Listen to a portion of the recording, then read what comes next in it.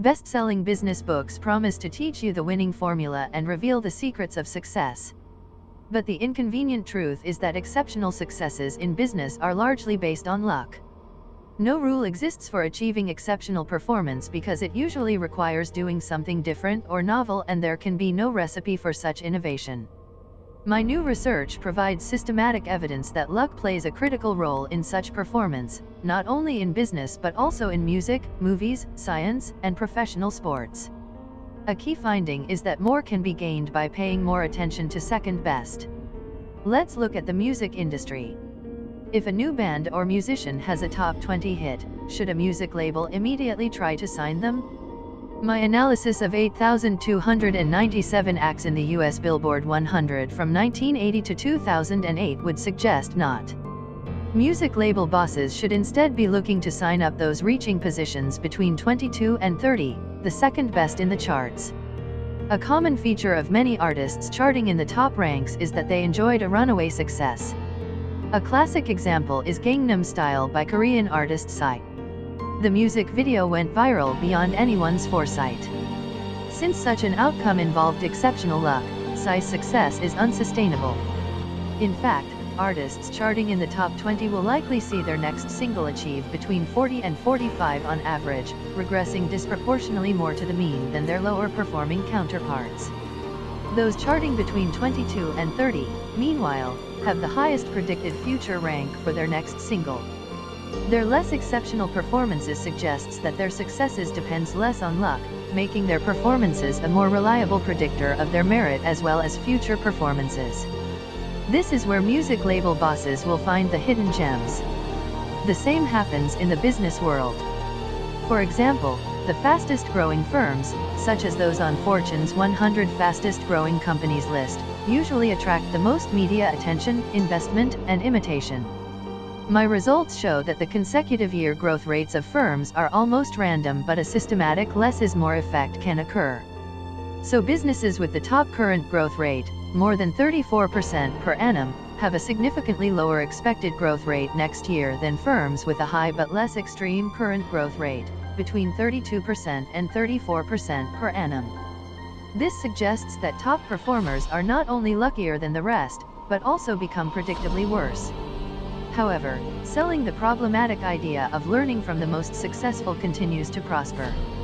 For example, many business bestsellers, such as In Search of Excellence, the most widely owned book in the US between 1986 and 2006, share a formula.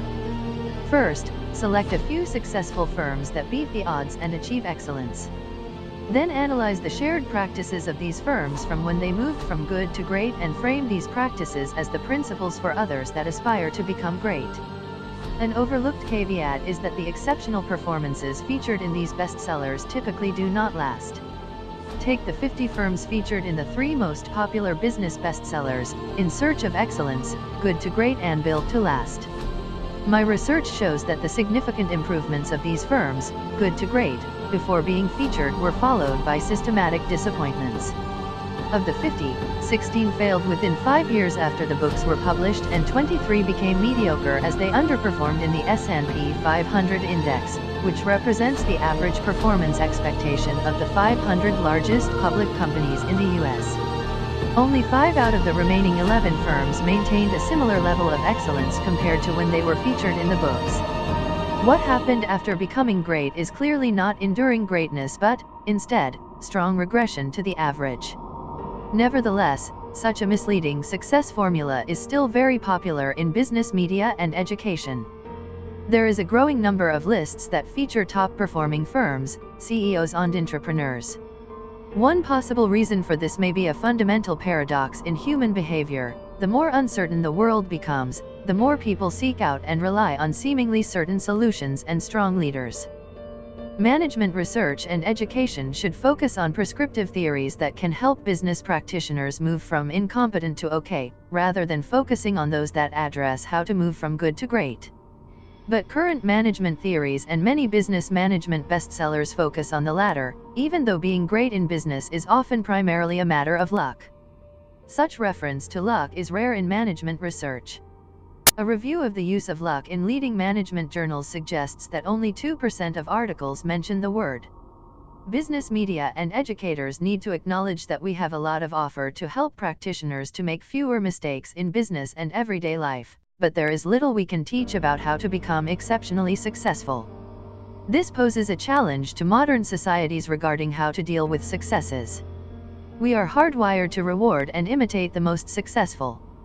But when the most successful in modern societies are no longer a reliable benchmark, overlooking such a mismatch sees us continuing to reward their luck and augment the inequality.